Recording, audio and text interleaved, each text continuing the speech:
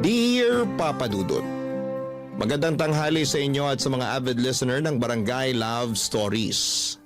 Itago niyo na lamang po ako sa pangalang Analea. 35 years old at nakatira sa Quezon City. Nadiskubre ko ang programa ninyo noong sinuggest ito sa akin ng kaibigan at dati kong kaopisina na mahilig makinig ng mga love stories sa radyo.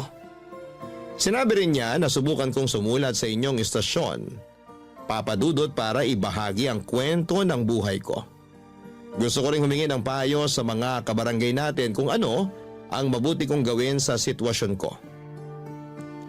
Magsisimula ang lahat taong 2023 nang makilala ko ang partner kong si Jimbo. Nagtatrabaho ako noon sa isang private company sa Quezon City bilang data analyst. Katrabaho ko si Jimbo at mas bata sa akin ng 6 na taon.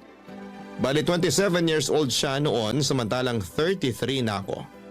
That time may 6 na buwan na akong hiwalay sa long-time boyfriend at live-in partner ko for 10 years dahil sa cheating issue niya.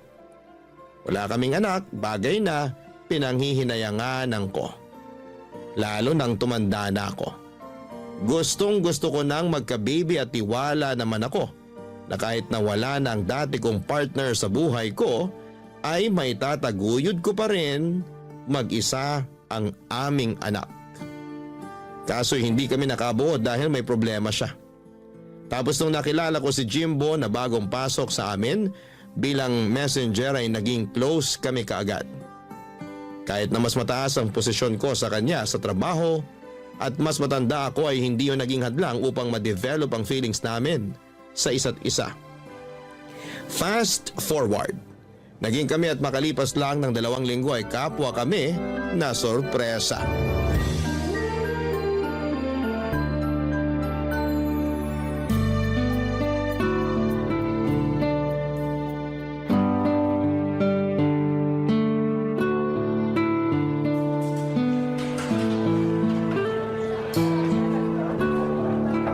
Mahal, pansin ko kanino mo pa ako di kinikibo sa office ah. Pati ba naman dito sa fast food? Sorry mahal, busy lang talaga ako sa opisina kanina. Halata nga. Nitingin nga di mo nagawa nung tinawag kita kanina para ihatid yung niluto kong lunch mo. Sorry ulit, pero inubos ko naman yung luto mo. Ang sarap kasi eh. Salamat. Paano hindi magiging masarap yun? Eh ikaw kaya lagi kong iniisip kapag nagluluto.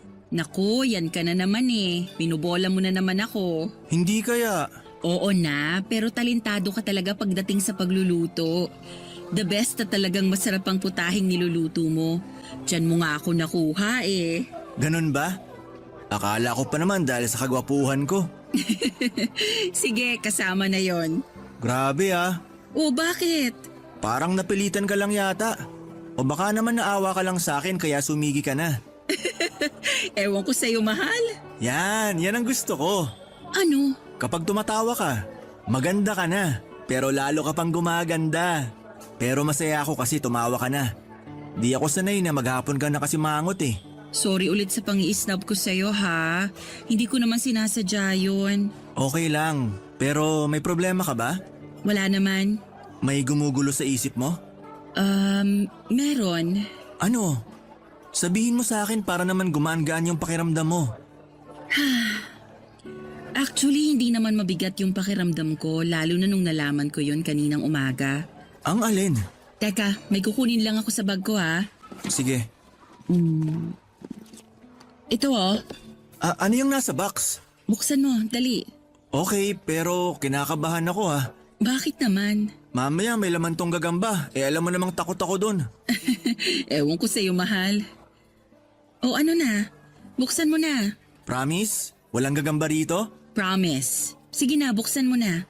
Sige. Ano kaya laman ito? Pregnancy test? Oo. Tignan mo.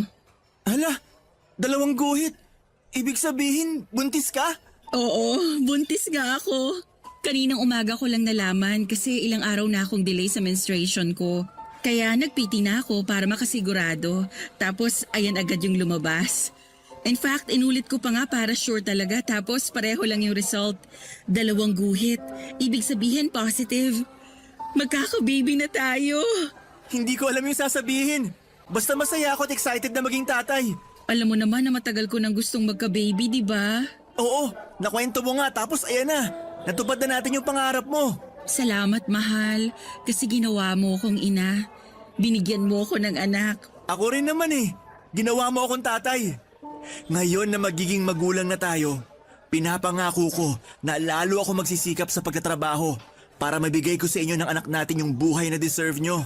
Hindi mo naman kailangan gawin mag-isa yun, mahal. Kasama mo ko. Tayong dalawa ang magulang ng batang dinadala ko. Hindi lang ikaw.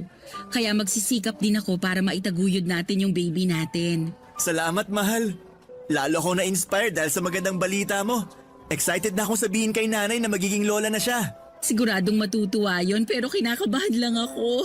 Ha?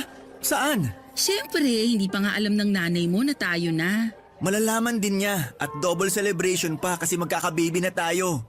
Huwag kang kabahan. Mabait naman si nanay eh. Mahirap hindi kabahan, pero may tiwala naman ako sa'yo. Salamat sa pagtitiwala, mahal ko. Ano kayang magiging gender ng baby natin? Kahit na ano pa, basta healthy ang baby natin, ayos na ayos sa akin.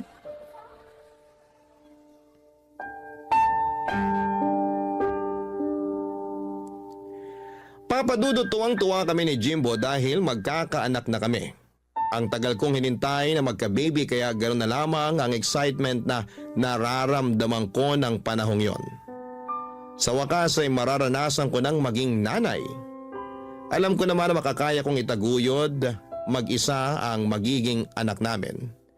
Pero maswerte pa rin ako na nagkaroon ako ng partner sa katauhan ni Jimbo. Kahit na mas bata siya sa akin, hindi ko minamaliit ang kakayahan at magagawa ng boyfriend ko. Nagtiwala ako sa kanya na madadala niya ng maayos ang aming pamilya.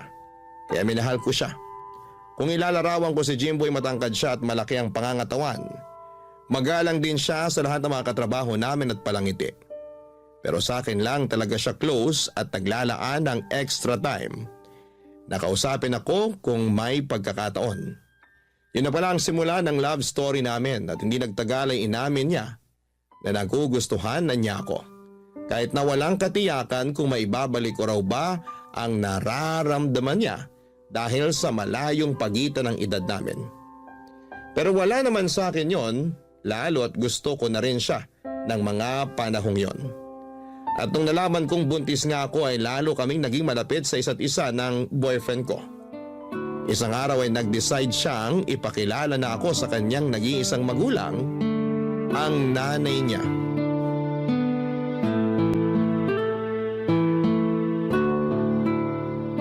Ano? Akala ko, boss mo yung kasama mo, nak. Hindi mo naman ako agad sinabihan na girlfriend mo pala yung ipakikilala mo.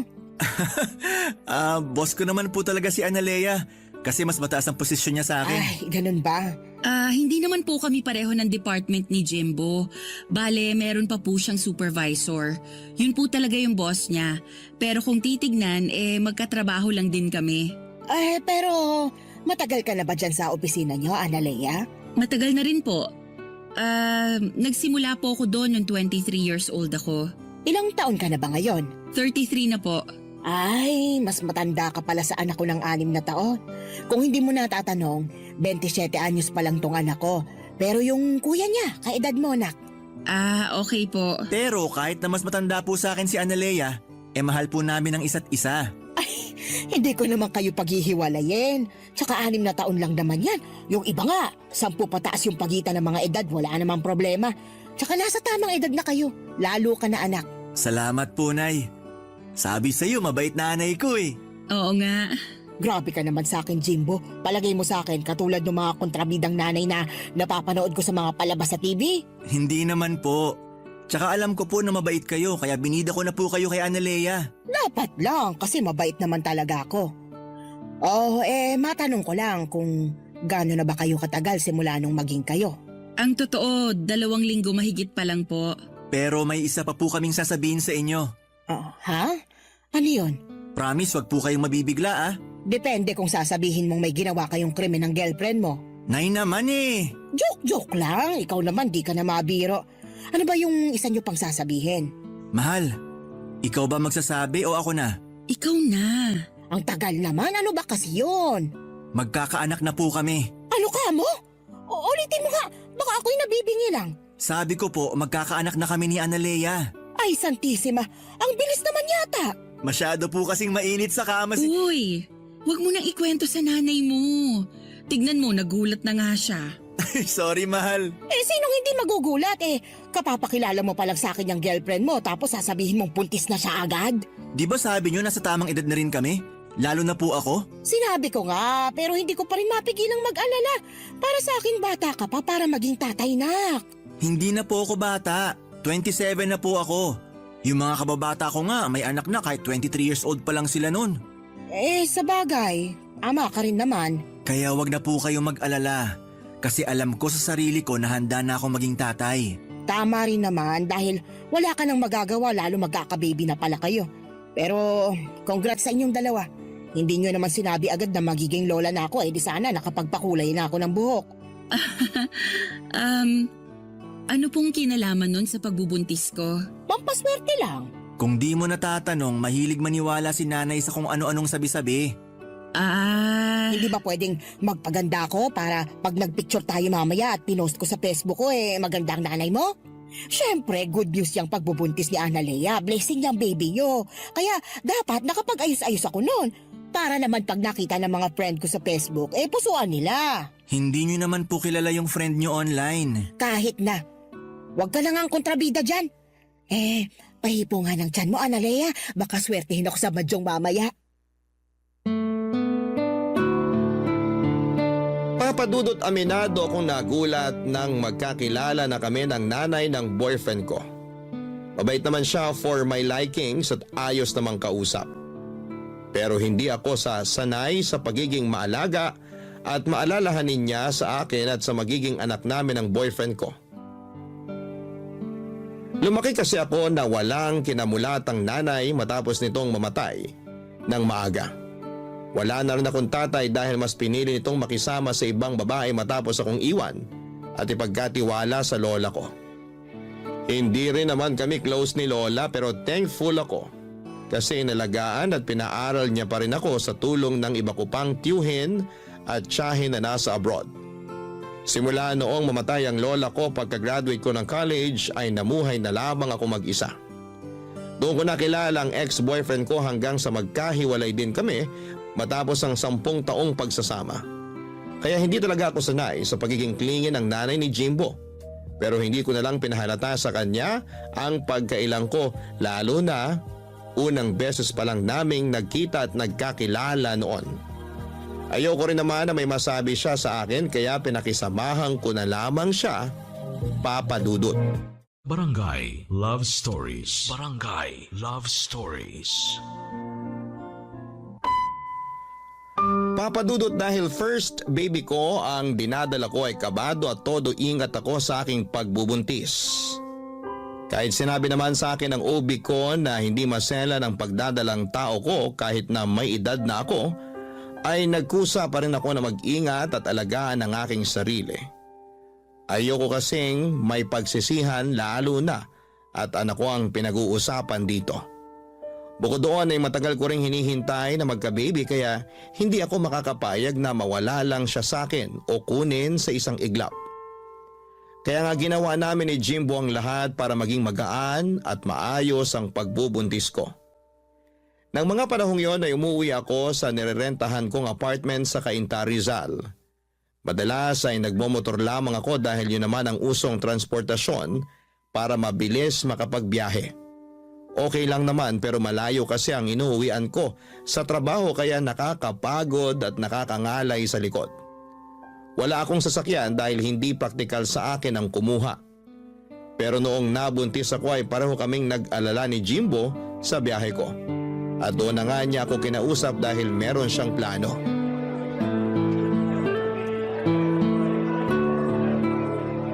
May buntis na namang masaya kasi nakain ko na yung cravings kong cake. Salamat sa treat, mahal. Walang anuman. Cute mo? Sus, bulero. Cute ka naman talaga. Lalo ngayon na naglilihi ka. Ganito pala ang feeling ng naglilihi. Mahirap ba? Sakto lang. May mga araw na mahirap, meron namang okay lang. Kerry, ganun. Pero kaninang umaga pagising ko, sabi ko sa sarili ko gusto ko kumain ng cake. Kaya lang ayoko naman ng mga nabibili lang sa mga kilalang cake shop. Ang hirap lang kasi hindi ko alam kung anong eksaktong cake yung gusto kong kainin. Maghapon yun. Buti na lang naisipan mo kong dalhin sa cafe na to. Tapos sakto, nakita ko nga yung cake na gusto kong kainin. Matagal na kitang gusto dalhin dito kasi mahilig ka sa kape, di ba? Oo, Okay lang daw ba sa buntis na magkape? okay lang naman sabi ng ubi ko pero wag palagi. Hindi naman maselan pagbubuntis ko kaya nagpapasalamat ako sa Diyos. Siyempre, alam mo na, risky na talaga lalo pag mga gantong edad ng babae. Yun nga yung napag-usapan namin ni nanay kagabi, mahal. Ano yun? Na kahit di naman maselan yung pagbubuntis mo, mahirap pa rin na sumugal. Nag-iingat naman ako mahal. Hindi mo kailangan mag-alala sa akin. Alam ko pero mahirap di mag-alala. Lalo na kapag bumabiyahe ka papunta at pauwi sa inyo. Grabe yung kaba ko kapag hindi kita nahahatid kasi may kailangan akong i-overtime. Di kayo mawala ng anak natin sa isip ko. Naiintindihan naman kita, pero matagal ko na rin namang ginagawa yung pagmumotor pa uwi. Simula pa nung nag-pandemic. Para sa akin, mas mabilis ang biyahe at mas praktikal kaysa jeep. Saka maliit pa naman tong tiyan ko, pwede pa akong umangkas sa motorsiklo. Kaya lang mahihirapan ka na pag lumaki na yung tiyan mo. Pwede naman akong mag-UV na lang. Hindi naman talaga problema yung biyahe. Yung inuuwian ko lang kasi sa Rizal pa yun, malayo-layo rin. Kaya nga naisip namin ni nanay na tumira ka na lang sa bahay. Ha? Tumira sa bahay nyo? Oo, para magkasama na tayo at lalo kitang mabantayan. Tsaka mas malapit yung bahay namin sa trabaho natin since pareho lang naman na nasa Quezon City. Sige na mahal, pumayag ka nang tumira sa bahay namin. Sigurado ka ba talagang ayos lang sa nanay mo? Kasi baka sanay siya na kayong dalawa lang sa bahay nyo simula nung bumukod yung mga kuya mo. Oo naman, siguradong sigurado. Tsaka si nanay pa nga ang nagsuggest nun eh. Gusto ka rin daw niyang makasama sa bahay at mabantayan yung pagbubuntis mo. Okay, pero parang ako naman yata ang maninibago. Mabait naman si nanay. Tsaka huwag kang mag-alala kasi may privacy tayo sa bahay. May sarili naman akong kwarto eh. Ang gusto ko lang naman maging safe kayo ng baby natin. Pag doon na kayo sa bahay tumira, pwede kong gamitin yung tricycle namin. Yung nasa garahe nyo? Oo, pundar pa yun ng tatay namin. May kalumaan pero maayos pa naman yung makina. Tsaka wala namang gumagamit nun kasi may motor naman ako. Aayusin ko na lang para mas maging komportable ka. Kaya sana pumayag ka na. Kung lilipat kasi ako sa inyo, kailangan kong kausapin yung landlord ko. Saka yung mga gamit ko sa apartment, paano natin hahakutin? Huwag kang mag-alala, ako nang bahala dyan. Basta pumayag ka lang. Pwede bang pag-isipan ko muna? Oo naman. Basta sabihan mo lang ako sa magiging desisyon mo. Huwag kang mag-alala, sasabihan talaga kita. Saka bigyan mo lang muna ako ng ilang araw para mag-isip. Medyo nabigla kasi ako eh. At saka malaking desisyon talaga yung gagawin ko sakaling lumipat ako sa inyo. Alam ko naman na mabait ang nanay mo, pero kailangan ko pa rin mag-isip. Naiintindihan ko naman. Kaya nga ayos lang sa akin na bigyan ka ng ilang araw. Thank you, mahal. Sobrang na-appreciate ko ang pagiging maunawain mo. Na-appreciate ko naman ang gustong mangyari ng boyfriend ko nang sabihin niyang tumira ako sa bahay nila kasama ang nanay niya. Nasa Quezon City lang din kasi sila nakatira at hindi hamak na mas malapit kesa sa inuwian ko sa Cainta, Rizal. Pero alanganin pa rin ako noon dahil makakasama ko sa bahay nila si nanay. Hindi kasi ako sanay nang may kasama simula nang maghiwalay kami ng ex ko at alam yun ni Jimbo. Pero alam ko na hindi na lamang sarili ko ang dapat kong isipin. Lalo na may buhay na sa sinapupunan ko. Kaya ginawa ko ang makakabuti para sa anak namin matapos kong pumayag na lumipat sa bahay nila Jimbo sa Quezon City. Kahit maliit lang ang bahay nila ay meron naman kaming sariling kwarto ng boyfriend ko. Kaya masaya pa rin ako dahil may privacy pa rin kami. Kaya lang ay may mga pagkakataon pa rin talaga na hindi mapigilang umiksena ng nanay niya.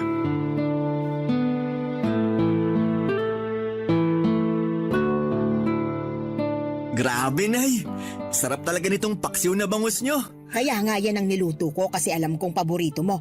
Kain ka lang ng marami, baka mamayat ka na niyan eh. Ikaw din, Analea, dapat laging busog ang buntis. Damihan mong kain mo kasi naghahati na kayo ng baby mo. Opo, salamat po, Nay.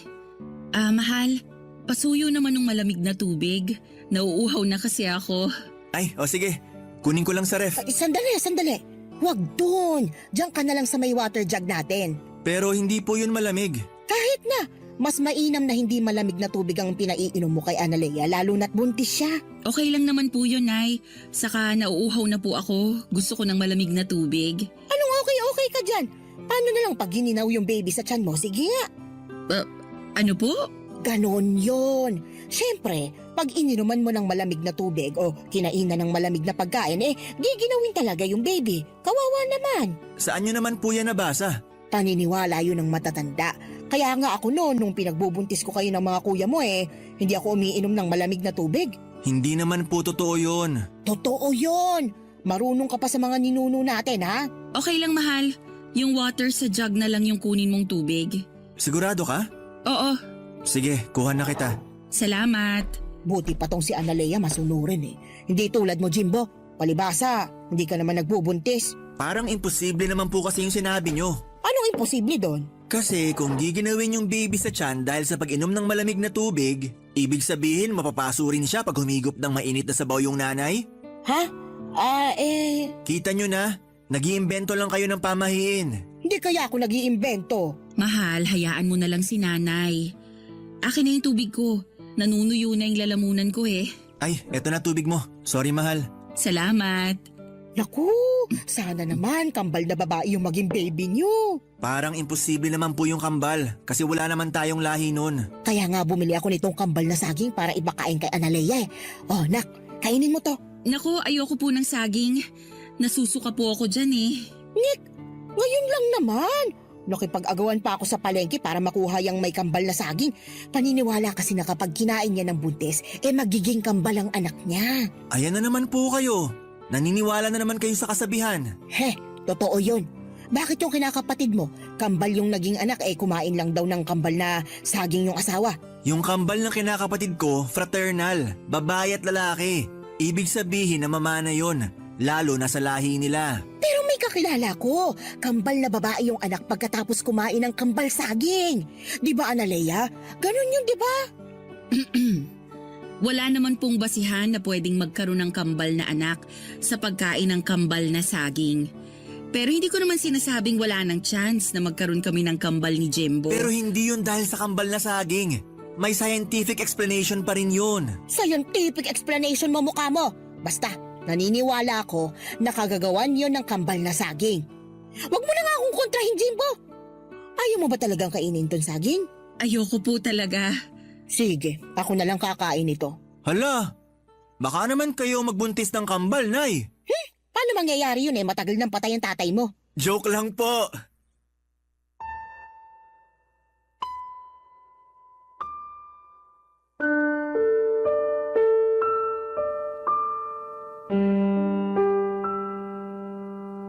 Papadudot nire-respeto ko ang nanay ng boyfriend ko dahil magulang niya yon. Pero may mga pagkakataon na hindi ko mapigilang mainis sa mga ginagawa at sinasabi niya sa akin at sa pagbubuntis ko. Marami siyang sinasabi na hindi ko maintindihan dahil hindi naman makatotohanan. Mapapaniwalain din kasi si nanay sa mga sabi-sabi at lagi niyang katuwiran pinagdaanan na niyang magbuntis at mga anak noon kaya dapat ay makinig ako sa kanya. Hindi ko naman binabaliwala mga payo niya sa akin. May iba naman kasi doon na useful pero ako mismo ay inaaral ko rin naman kung paano magbuntis ng tama at maging nanay. Kaya lang madalas ay baliwalain ni nanay ang mga effort ko at sinasabi niyang dapat mas pakinggan ko siya kasi papunta pa lang daw ako ay nakabalik na siya.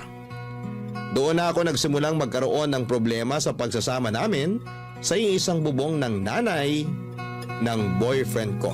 Barangay Love Stories. Barangay Love Stories. Papadudot na sa 6 na buwan na ako noon sa pagbubuntis ko at nalaman na namin ang gender ng anak namin. Lalaki ang panganay namin kaya masayang masaya ako. Pero hindi ganon ang nararamdaman ng nanay ni Jimbo dahil gusto raw niya ng kambal na babae. Puro kasi lalaki ang mga anak niya kaya pinagdasal daw niya sa lahat ng santo na sana'y kambal na babae ang maging anak ko. Sinisisi niya rin ako kasi hindi ko raw kinain yung kambal na saging na pinakakain niya sa akin noon. Sa kabila ng lahat ay unti-unti na lang tinanggap ni nanay ang magiging apo niya. Pero ilang buwan din bago nangyari yon. Puro kasi siya parinig sa akin na hindi ko raw sinusunod ang mga sinasabi niya para maging kambal na babae ang anak ko. Sa pikon ko minsan ko na siyang sinagot na sa anak niya galing ang genes na nagbibigay ng gender sa babae. Siyempre hindi siya naniwala doon dahil ako naman daw ang nanay at may matres sa aming dalawa ni Jimbo. Hinayaan ko na lamang siya kung yon ang paniniwala niya dahil na-realize ko na mas mahirap turuan ang matatanda kaysa bata. Dumating ang kabuwanan ko at patuloy pa rin si nanay sa pang-iinis sa akin.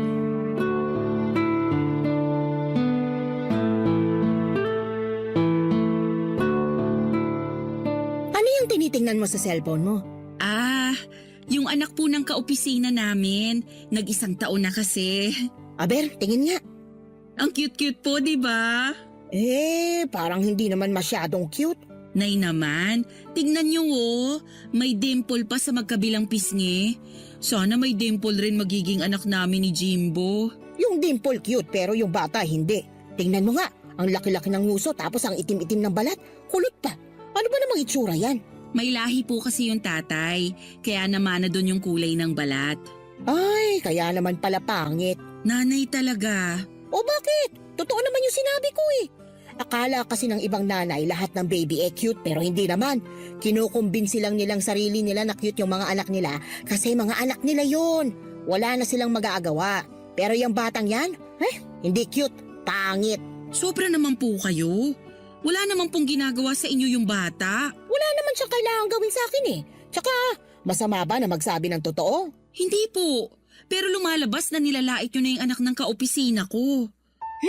Lait na palang pagsasabi ng totoo ngayon. Ibang klaseng henerasyon. Matanong lang kita ha. Ano bang cute sa batang yan? At kulang na lang idikit mo na yung mga mata mo sa cellphone mo sa kakatitig sa kanya.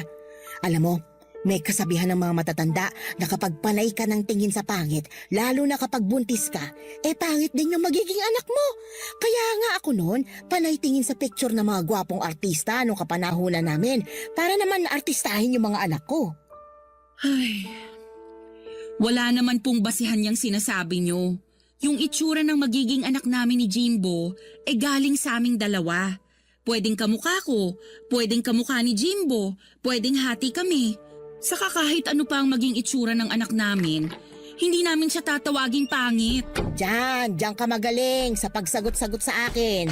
Naligo lang ako, narinig ko na kayo nagtatalo ni Analea, Nay. Anong nagtatalo? Nag-uusap lang kami nitong kinakasama mo. Ano pong pinag-uusapan nyo? Pinagsasabihan ko lang naman siya na panay titig siya dyan sa picture ng anak ng kaopisina nyo. Ang pangit-pangit na bata. Oho, sobra naman kayo makapanlait. Walang pangit na bata. Ay, mayroon. Hindi ba kayo marunong tumingin? Marunong po. Kaya nga kako kay Analea, huwag pagduldulan ng mga mata sa picture ng pangit na batang yon. Kasi baka maging kamukha ng anak ninyo. Paniniwala yun ng mga matatanda noon. Sige ka, magkakaroon ka ng anak na hindi mo kamukha kasi pangit. Nay, sumusobra na po kayo ah. Hindi po magiging pangit ang anak namin ni Jimbo. Sa awa ng Diyos, normal ang baby namin. Walang kapansanan base sa ultrasound. Pero kahit na ano pang maging itsura niya, naniniwala akong hindi siya magiging pangit. Hindi rin naman pangit yung anak ng kaopisina namin. Kayo lang yung nagpapapangit dun sa bata kasi pangit yung ugali nyo. Ano sabi mo? Abay, napakabastos mo ah. Tama naman po si Analea. Sa lagay, mas kinakampihan mo pa yung babaeng yan kaysa sa akin na nanay mo? Anong klaseng anak ka?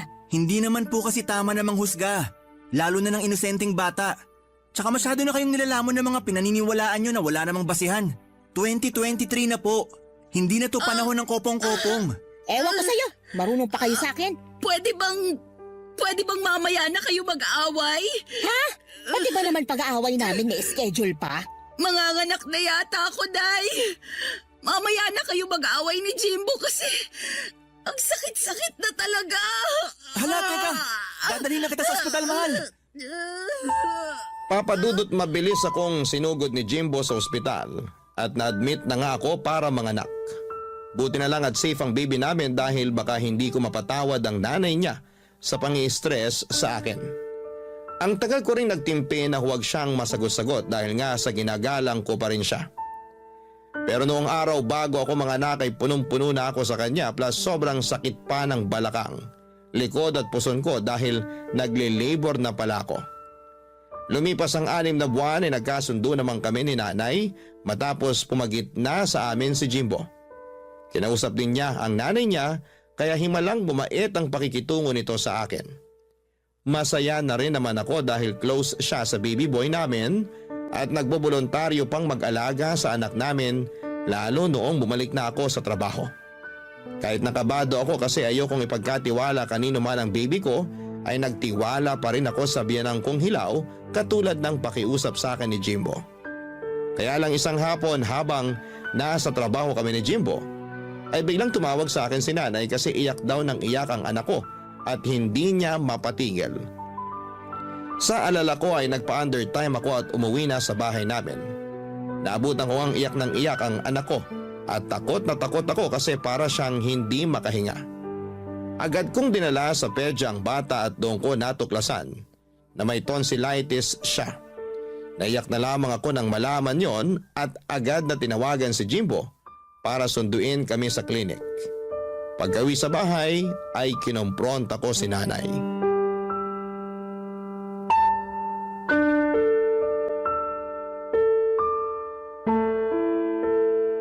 Oh, kumusta na raw yung apo ko? Anong nangyari sa kanya?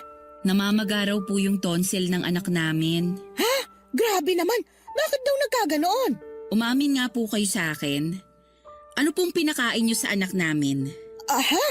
Anong pinakain ko? Hindi naman po kasi mamamaga yung tonsil ng baby namin kung wala kayong pinakain o pinainom na bawal sa kanya. Kaya umamin na po kayo, please lang po. Kasi... Pinagalitan kami ng pedya ng anak namin at pinagsabihan na ingatan namin yung anak namin. Baby pa siya tapos may tonsillitis na, Nay. Kaya sabihin nyo, may pinakain o pinainom po ba kayo sa anak namin? Oo meron pero kaunti lang naman. Ano po yun? Pinainom ko ng soft drink tapos pinakain ko ng icing ng cake na bigay ng kapitbahay. Ano po? Bakit ka ba naninigaw? Nakakabingi ka ha? Bakit hindi ako sisigaw? Nakakagalit po yung ginawa nyo. 6 na buwan pa lang yung anak namin. Pero pinainom nyo na siya ng soft drink at pinakain ng icing ng cake? Nasisiraan na po ba kayo ng ulo? Hoy, hindi sira ang ulo ko, Analea. Hinay-hinay ka sa pagsasalita sa akin ng ganyan ha?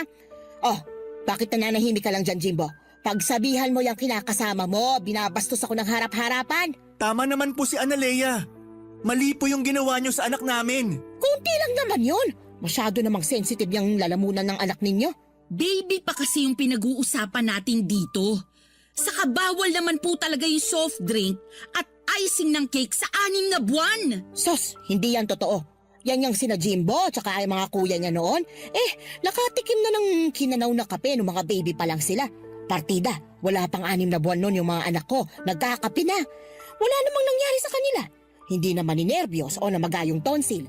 Ang sabihin mo, mahina lang talagang resistensya ng anak mo. Kulang ka kasi sa bitamina nung pinagbubuntis mo yan kaya namana yung kahinaan ng katawan mo. Kasalanan mo rin kasi, masyadong matigas ang ulo mo.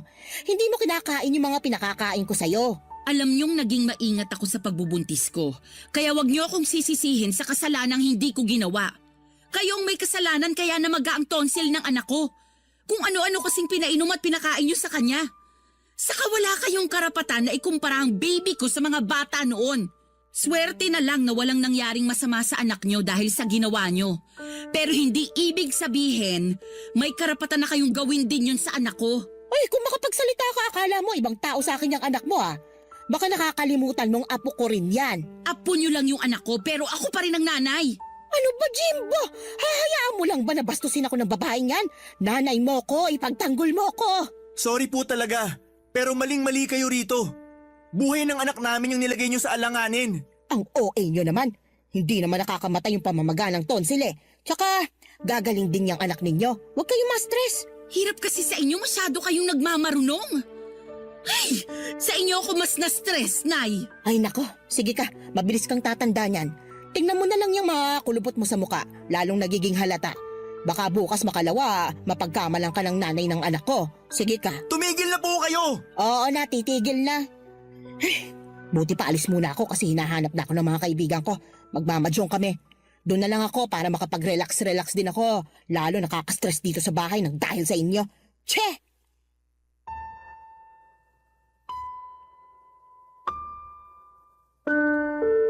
Papadudot pag-alis ng nanay ni Jimbo ay napahagulhol ako ng iyak. Halo-halong lungkot, takot, pagkadismaya at galit na kasi ang naramdaman ko ng mga panahong yon. Naiyak din si Jimbo pero inalo niya pa rin ako. Nagsorry siya dahil sa pagiging pabaya ng nanay niya at sa hindi nito pag-ako sa kasalanang nagawa. Pero hindi nabawasan noon ang galit ko kay nanay. Umakto lang na parang walang nangyari ang biyanang kong hilaw pero pinaramdam ko na wala akong tiwala sa kanya pagdating sa anak namin. Doon ko na naisipang mag-resign sa pinagtatrabahuhan ko upang mabantayan at maalagaan ang baby namin ni Jimbo. Pilit ko pa rin pinakikisamahan ng nanay ng kinakasama ko pero sa loob-loob ko ay gustong-gusto ko nang bumukod kami. Nung kinausap ko naman si Jimbo ay nag-alangan siyang iwanan ang nanay niya dahil mag-isa na lamang ito sa buhay at bahay nila. Bukod doon ay may maintenance na itong gamot sa high blood na lagi niyang pinapaalala. Kaya nga gano'n na lamang ang tampo ko kay Jimbo pero pilit ko pa rin namang tinimbang ang sitwasyon. Baka maging konsensya ko pa kung may mangyaring masama sa biyanang kong hilaw. Sana mapayuhan ako ng mga kabarangay natin, Papa Dudut. Aminado ako na may mga gabi na naiisip kong umalis na lamang kami ng anak ko sa poder ni na Jimbo at magpakalayo-layo. Pero mahal ko ang kinakasama ko kaya naguguluhan ako sa kung ano ang pwede kong gawin. Maraming salamat po sakaling mapili ninyong i-area ang istorya ng buhay ko. God bless sa Barangay Love Stories and more power sa inyong istasyon. Ang inyong forever kapuso at kabarangay, Analea. Dear Papa Dudut, magandang araw po sa inyo, Papa Dudut. Ako nga pala si Dado, isang simpleng lalaki na nagtatrabaho bilang tendero ng fishball dito sa masikip na kalsada ng Quiapo. Diosdado talaga ang tunay kong pangalan. Ewan ko ba, makaluma ata ang mga magulang ko kaya kahit pwede na sana nila akong bigyan ng medyo modernong pangalan, ay hindi nila inabala pa mga kapuso. Gusto ko pong ibahagi sa inyo ang kwento ko. Simple, puno ng hamon pero hitik sa pagmamahal at pag-asa. Ang lahat ng ito, Papa Dudut, ay dahil kay Colleen, ang babaeng mahal ko. Pareho kaming taga Laguna at kahit na hindi marangya ang buhay sa probinsya ay kontento na ako basta't magkasama kami. Pero nang sabihin niyang pupunta siya sa Maynila para magtrabaho bilang kasambahay, para bang gumulo ang mundo ko. Hirap na hirap akong tanggapin na malalayo siya sa akin. Kakatapos lang ng COVID noon at gusto kong pigilan siya. Pero alam kong hindi tama at pangarap niya yon at sino ba ako para hadlangan. Habang naiwan akong mag-isa sa probinsya ay doon ko naramdaman kung gaano siya kahalaga sa buhay ko. Araw-araw iniisip ko kung ano ang paraan ang pwede kong gawin para makita siya ulit. Kaya nang dumating ang kababayan namin na si Manong at inalok ako magtinda ng fishball at ibang pagkain kalye sa Maynila ay hindi na ako nagdalawang isip pa. Iniwan ko ang pamilya ko sa Laguna, dala ang kaunting gamit at malaking pangarap na mapalapit kay Colleen. Pagdating ko sa Maynila, agad kong naramdaman ang bigat ng hamon. Sa unang linggo pa lamang, muntik na akong sumuko. Mainit ang kalsada, magulo ang paligid at maraming beses na halos wala akong kinikita. Pero sa bawat tusok ng fishball, iniisip ko po si Colleen. Siya ang dahilan kung bakit ako nandito. Sa tuwing naiisip ko siya ay nawawala ang pagod ko. At sa pagkikita naming dalawa kahit saglit lang ay para akong nakahanap ng bagong lakas. Yung ngiti niya, Papa Dudut, ay parang sinasabi sa akin na sulit ang lahat ng hirap. Minsan naiisip kong mahirap, pero sa puso ko, mas nangingibabaw ang pangarap kong maging sapat para sa kanya. Gusto kong bigyan siya, Papa Dudut, ng mas magandang buhay. Gusto kong patunayan na kahit simpleng tindero lamang ako ng fishball, ay kaya kong maging lalaki na maipagmamalaki niya balang araw. Yon ang nasa isipan ko parate. Papa Dudut, si Colleen ang inspirasyon ko at sa bawat init ng mantika, tagaktak ng pawis ay iniisip ko ang araw na hindi na namin kailangang maghiwalay. Pangarap kong maging katuwang niya sa buhay. At alam kong darating din ang tamang panahon. Ang lahat ng sakripisyo ko ay para sa kanya, para sa amin. Kaya naman nung una kong tinuruan na ako ng asawa ni Manong, noong unang araw na yon, si Ma'am Nancy, kung paano ang pagluluto ng fishball at iba pang mga pagkain kalye at paglalako nito ay hindi ko yon makakalimutan. Sariwa pa ito sa isipan ko. 19 years old lamang ako noon, Papa Dudut.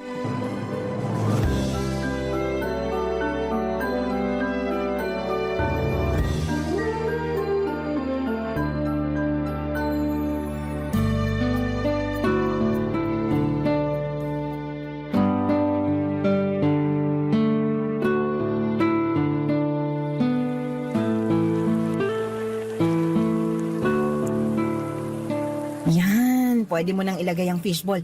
Dahan-dahan lang, Dado, baka matalsikan ka ng mantika. Ganito po ba, ma'am? Tama na po ba ang pagkakasalang? Oo, ganyan nga. Madali lang naman, hindi ba? Opo, madali lang naman po pala. Pero tandaan mo, madali lang yan dito kasi wala ka pa sa ilalim ng init ng araw, Dado. Kailangan mong sanayin ang katawan mo at syempre, ingatan mo rin. Bawal magkasakit. Opo, ma'am. Sisikapin ko po na hindi magkasakit. Tsaka mukhang kakayanin ko naman po yung trabaho ko. Kaya mo nga, pero hindi lang sa init ng araw ka dapat handa. Dapat matutunan mo rin na mag-ingat sa pera. Mahirap ang buhay sa Maynila, Dado. Kailangan matalas ang pakiramdam mo sa mga tao. Maraming mandaraya, maraming gagawa ng paraan para maisahan ka.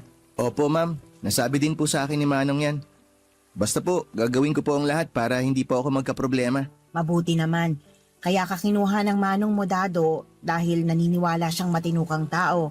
Pero lagi mong tatandaan, ang tiwala ay hindi madaling makuha. Pinapahalagahan ito, kaya wag na wag mong sisirain. Makakaasa po kayo sa akin, ma'am. Tandaan mo, sinasabi ko to sa'yo bilang magkababayan kayo ni manong mo. Naalala ko nung kinuwento niya sa akin kung paano siya nagsimula. Nagsumikap talaga siya para marating tong kinatatayuan namin. Dati isang kariton lang ang meron siya hanggang sa dumami. Ang galing nga po niya, ma'am eh. Bilib po ako sa kanya kaya gusto kong gayahin yung determinasyon niya. Alam mo, Dado, naniniwala ako sa kakayahan mo. Wag na wag mo talagang sirain ang tiwala namin, lalo na pagdating sa pera. Dapat tama ang ireremit mong kita. Oo naman po, ma'am. Mapagkakatiwalaan niyo po ako pagdating dyan. Gusto ko po kasi na kumita ako sa matinong paraan. Kasi kapag nagkaroon na ako ng pamilya, gusto ko po na galing sa malinis na paraan yung ipapakain ko sa mag-iina ko. Tama yan. At sana hindi ka matulad sa ibang tindero namin ng fishball. Iniisahan kami. Pangit po talaga yung ganong ugali ng tao. Kapag yung tao po nang iisa sa trabaho, hindi niya alam na hindi aasenso yung ganong gawain. Basta, malaki ang tiwala namin sa'yo. Salamat po sa tiwalang ibinibigay niyo, ma'am. Gusto ko po magtrabaho ng marangal. Lahat po ng to para kay Colleen. Mabuti naman kung ganon. Sino nga pala si Colleen? Girlfriend ko po. Nandito rin po siya sa Maynila. Talaga? Si Colleen pala ang inspirasyon mo, ha? Opo, ma'am. Pangarap ko po na balang araw, maipakita ko po sa kanya na kinaya ko, na nagtagumpay po ako. Gusto ko po na maging proud siya sa akin. Magandang pangarap yan, Dado. Pero tandaan mo, hindi lang para sa kanyang ginagawa mo. Gawin mo rin to para sa sarili mo. Sa buhay, mahalaga na pinagpapahalagahan mo rin ang sarili mo. Tatandaan ko po yan, ma'am. Basta kapag nakaipon na po ako, pakakasalan ko po agad si Colleen. Mag-ipon ka ng maigi. Saka kapag nagpakasal ka na, yung simple lang. Hindi mo kailangan ng magarbong kasal. Ang importante, mapapakain mo ng maayos ang magiging pamilya mo. At nagsumpaan kayo sa harap ng altar na magsasama habang buhay. Parang kayo lang po ni Manong. Siyempre naman. Ang bait po ni Manong kaya hindi po nakakapagtaka na ang bait niyo rin po. Kaya naging maganda po ang buhay ninyo kasi pareho po kayong mabait. Nako, ginawa talaga namin ang lahat para mapabuti kaming mag-asawa. Hindi lang nga po kayo napabuti, mayaman na po kayo. Ikaw talaga. Blessed lang. Naging matyaga lang talaga ang asawa ko kaya heto, may napala naman. Gusto ko lang po talagang gayahin si Manong para magkaroon po ako ng magandang future. Basta magsumikap ka. Opo, ma'am. Masaya akong makilala at maturuan ka kung paano lutuin ang fishball dado. Salamat po. Naisa lang ka kaagad sa trabaho. Okay lang naman po yun, ma'am. Wala pong kaso sa akin. Kailangan ko rin po kasi agad na magtrabaho para magkapera. Galingan mo sa pagtitinda. Huwag po kayong mag-alala dyan, ma'am. Gagalingan ko po talaga. Kaya nga raw po ako dinala ni Manong dito kasi nakitaan niya ako ng potensyal. Maniwala po kayo sa akin, ma'am. Hindi ko po kayo ipapahiya. Ay mabuti naman. Basta lagi mong tandaan ang pinapaalala ko sa'yo, ha? Kailangan mong pagmatyaga ng paligid mo. Lalo na sa pera at baka manakawan ka. Pati ang mga hindi nagbabayad. Talasan mo parati ang mga mata mo. Opo, ma'am. Salamat po sa tip. Gagawin ko po yan. Basta wag kang maging sanhi ng problema, ha? Nako, hindi po. Mahirap na at baka matulad ka sa ibang tindero namin. Hindi ko nga alam kung nagsasabi ba sila ng totoo o sadyang mandurugas lang talaga. Kaya ikaw, dapat maging honest ka. Allergic pa naman ako sa mga kawatan. Ma'am, pinapangako ko po sa inyo. Hindi po ako magkakaganyan. Hindi po ako magiging kawatan. Panghahawakan ko yung sinasabi mo, Dado, ha? May tauhan kasi kami dati na sobrang hindi mapagkakatiwalaan. Actually, marami-rami na rin sila. Talaga po? Marami sila? Oo, sila na nga ang binigyan ng pangkabuhayan. Tinraidor pa kami. Basta ako at si Manong mo ay malaki ang tiwala sa'yo, ha? Huwag na huwag mong sisirain yon. Magtulungan tayo para mabawi rin ang lugi namin ng pandemic. Opo, ma'am. Makakaasa po kayo. Maayos naman ang kita ko bilang taga-tinda ng fishball ni Manong Papadudut. Sapat na para maitawid ko ang pang-araw-araw kong panggastos. May natitira pa para makapag-ipon. Utang na loob ko kay Manong lahat ng natutunan ko sa trabahong ito. Hindi lang siya amo para sa akin kundi parang mentor na rin. Siya ang nagturo kung paano timplahin ang suka, mag-alaga ng suki at kung paano magpatakbo ng maayos na negosyo. Pero nang bigla siyang mawala ay parang gumuho ang mundo ko. 5 buwan pa lamang ako nagtatrabaho sa kanya, paano na yung fishbowlan? Paano na kaming mga umaasa sa kanya? Klarong-klaro pa sa akin ang huling araw na magkasama kami. Masigla pa niyang ikinuwento kung paano mababalago ang negosyo. Sabi pa niya na balang araw ay baka ako na mismo ang magkaroon ng sariling kariton. Pangahawakan ko ang mga salitang yon, Papadudot, pero kinabukasan ay parang binuhusan ako ng malamig na tubig. Nalaman ko kay Nancy na si Manong ay wala na. Sabi niya na pumanaw na si Manong kagabi para akong binagsakan ng mundo. Wala na ang haligi ng negosyo namin. Wala na ang taong sumusuporta sa akin. Sa lamay ni Manong ay halos walang imikan. Tahimik kaming lahat at parang hindi makapaniwala. Si Nancy, halos hindi ko makausap dahil sa sobrang lungkot. Ramdam ko ang bigat na dinadala niya. Ako naman ay gusto ko magbigay ng lakas ng loob sa kanya. Pero paano? Gusto kong sabihin na gagawin ko ang lahat para hindi bumagsak ang negosyo, pero sa totoo lang, Papadudot, ay hindi ko rin po alam kung paano magsisimula. Pagkalipas ng ilang araw ay ramdam na ramdam ko ang pagkawala ni Manong. Sa bawat tusok ko ng fishball, bumabalik sa isipan ko yung mga payo niya. Natyaga lang at puso ay makakaya ko ang lahat. Pero ngayon ay mag-isa na lamang ako. Wala na yung gabay ko. Wala na yung taong nagtutulak sa akin para magpatuloy. Ang masakit pa, Papadudot, ay naapektuhan na rin pati ang mga pangarap ko. Kasama si Colleen sa mga pangarap kong yon. Gusto ko siyang maiahon mula sa pagiging kasambahay at mabigyan ng maayos na buhay. Plano naming mag-ipon para magpakasal at bumuo ng pamilya. Pero sa mga nangyari, hindi ko na alam kung paano ko masisimulan ulit ang lahat, Papadudot. Sobrang bigat. Pero kahit nahihirapan ay pilit kong iniisip na dapat akong tumayo. Hindi ko kayang sayangin ang lahat ng itinuturo sa akin ni Manong noon. Mahirap man ay susubukan kong buuin ang pangarap namin ni Colleen. Alang-alang sa mga pangako ko sa sarili ko.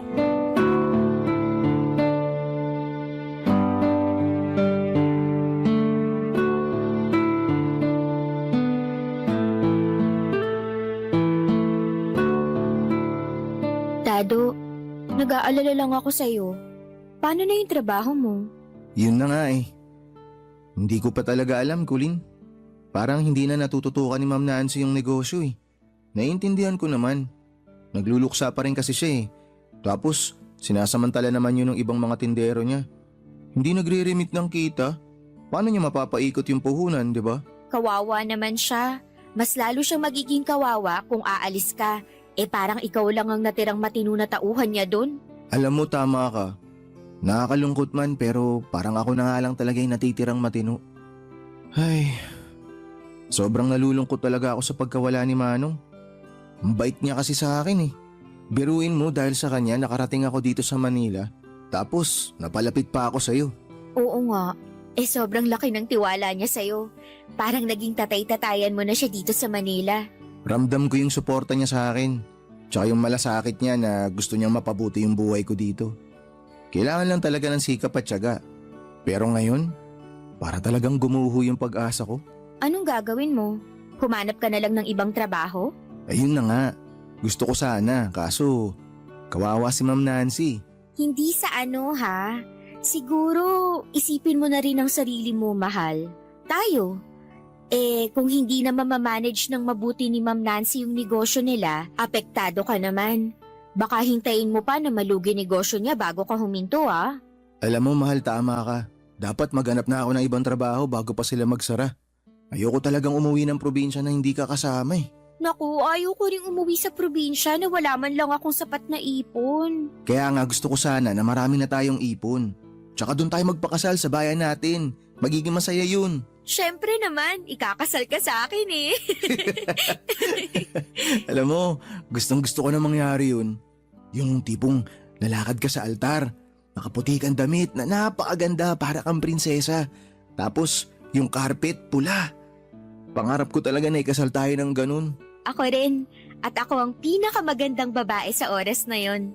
Kukuha talaga ako ng makeup artist. Minsan lang naman tayo ikasal. Sige lang, magpaganda ka lang ng husto. Pero dapat dun sa mismo kasal, meron tayong lechon, may cake, tsaka meron tayong pa-disco. Maiinggit yung mga kaibigan ko. Pero sana nga magkatotoo. Magkakatotoo yan. Ako pa ba? Hindi ako papayag na hindi tayo makasal sa probinsya. Kaya magsusumikap talaga ako para matupad natin yung pangarap mong kasal. Salamat, mahal. Basta tutuparin ko yung pangako ko, kaya relax ka lang, mahal. Kaya sana talaga, matutukan na ni Ma'am Nancy yung negosyo niya. Tsaka gusto ko na rin mawala yung mga tindero doon na nagtatarantado. Hindi mapagkakatiwalaan eh. Natadamay patuloy ako. Sabihin mo si Ma'am Nancy. Gagawin ko talaga yan. Kasi nakasalalay yung kasal natin dito. Tama ka, mahal. Bukas na maaga, pupunta ako si Ma'am Nancy. Sasabihin ko sa kanya na kailangan niyang patatagin ang loob niya kasi baka hindi lang si Manong ang mawala sa kanya pag nagkataon. Pati na rin yung kabuhayan nila na pinalago nilang dalawa. Sige, mahal. Tulungan mo si Ma'am Nancy. Baka tama nga si Manong na kailangan mong magsikap sa pagtitinda para balang araw magkaroon ka rin ng sarili mong kariton at puhunan para sa fishball mo. Malay natin, ikaw ang susunod sa yapak ni Manong. Wala naman silang anak na pwedeng magmana ng negosyo nila, di ba? Oo nga no. Mahirap din yung kay Ma'am Nancy kasi wala siyang kasama ngayon, kaya tulungan mo na lang talaga siya. Kababayan pa naman natin si Manong. Siyempre naman mahal, tutulungan ko talaga si Ma'am Nancy. Kasi kapag naging mas maganda yung negosyo niya, ibig sabihin lang nun, mas magiging maganda yung pangkabuhayan showcase ko. Tuloy ang pangarap nating kasal, di ba? Yan ang gusto ko sa'yo, mahal. Hindi ka sumusuko. Tsaka gusto mo talagang tuparin ang pangarap natin. Lahat mahal gagawin ko para sa'yo. Kaya nga ako pumunta talaga dito sa Manila para mapalapit sa'yo. Tsaka kapag nakaipon na talaga ako ng gusto, tama yung sinabi mo eh. Baka pwedeng magtayo na ako ng sarili kong fishbowlan. Kapag ako na may-ari, hindi ka na mamamasukan bilang kasambahay. Magiging katulad ka na ni Ma'am Nancy, manager. Ay, ang saya naman. Gusto ko maging manager. Aabutin natin yan. Walang imposible kapag pinagsusumikapan.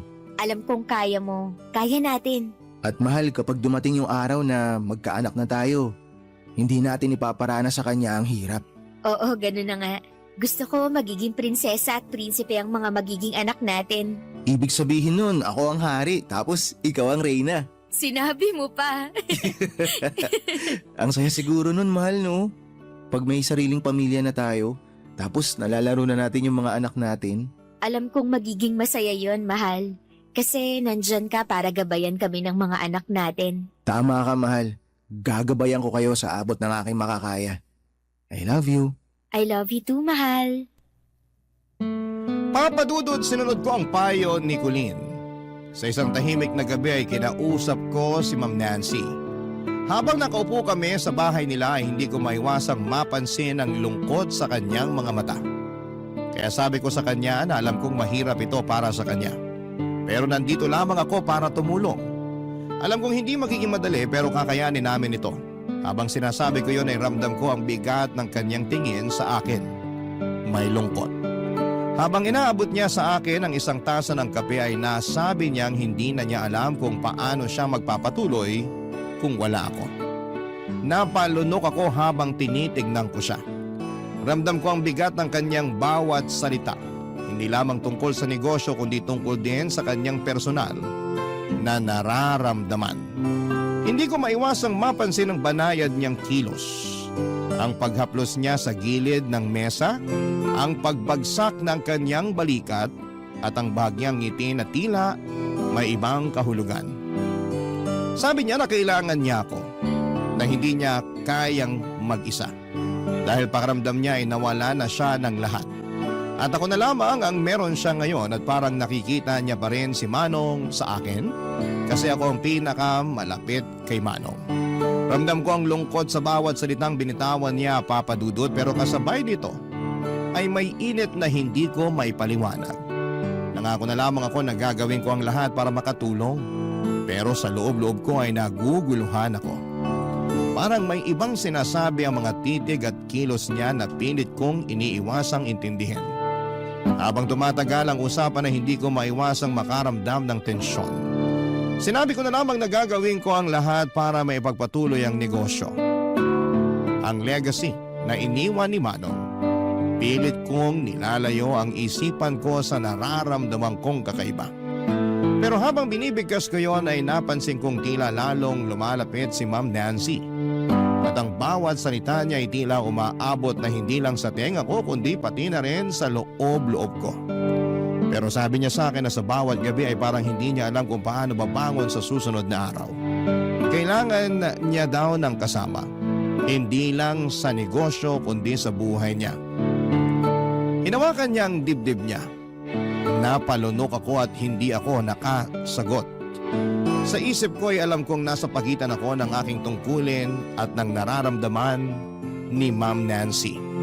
Hindi ko alam kung paano ko pananatiling tapat sa alaala ng aking amo habang nararamdaman ko ang bigat ng pangungulila ni Ma'am Nancy, Papa Dudut. Barangay Love Stories. Barangay Love Stories. Papadudod sa pagkawala ni Manong, si Nancy na ang nagmamanage ng negosyo nila. Si Nancy, bagamat abala sa pamamahala ng negosyo, ay madalas bumibisita sa akin. Katwiran niya ay gusto niyang tiyakin na maayos ang takbo ng negosyo. Pero hindi ko pa rin mawala ang nararamdaman kong kakaibang tensyon kapag kasama ko siya. Isang araw habang nag-aayos ako ng kariton ng fishbowl ko sa kanilang bahay, nilapitan niya ako at tumingin ng seryoso. Sabi niya ay may gusto daw siyang sabihin sa akin. Napatigil ako sa ginagawa ko at nag-focus sa kanya. Pakiramdam ko ay may malaking pagbabago sa kung ano ang mangyayari. Tumagal ng ilang segundo ang katahimikan bago siya nagpatuloy, Papa Dudut. Sinabi niyang gusto niya ako at alam niyang naguguluhan ako pero hindi niya na kayang itago pa ang kanyang nararamdaman sa akin. Sa mga sinabi niya ay parang hindi ko alam kung ano ang gagawin ko. Si Ma'am Nancy, gusto ako? Nakaramdam ako ng kalituhan. Hindi ko inakala na maririnig ko ito mula sa kanya. Alam ko naman na amo ko si Ma'am Nancy at sobrang nirerespeto ko si Manong. Sinabi ko sa kanya na meron na akong girlfriend. Dahan-dahan akong humiga. Dahan-dahan akong huminga. Pinaproseso ang mga salitang sinabi ko. Hindi ko kayang magtaksil kay Colleen at kahit gaano pa kaganda ang alok na pagmamahal at offer ni Nancy ay yon ang sinisigaw ng puso ko. Hindi ko pwedeng pagtaksilan si Colleen, ang babaeng gusto kong pakasalan sa altar at tuparin ang mga pangarap naming dalawa na magkasama at magkaroon ng mga anak, Papa Dudut.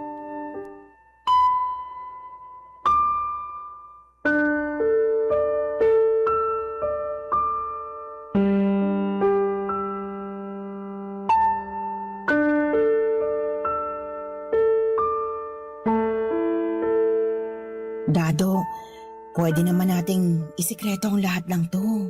Ma'am, hindi ko po talaga kayang gawin yan. May girlfriend po ako. Ayoko masira yung relasyon namin ni Colleen.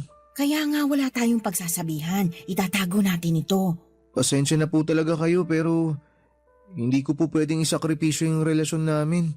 Tsaka hindi ko po kayang gawin kay Manong yung ganito. Wala na nga si Manong. Siguro dahil alam niyang mamamatay siya. Kaya kanya dinala sa buhay namin. Ma'am, hindi naman po ako gamit para kung kailan nyo gustuhin pwede nyo makuha.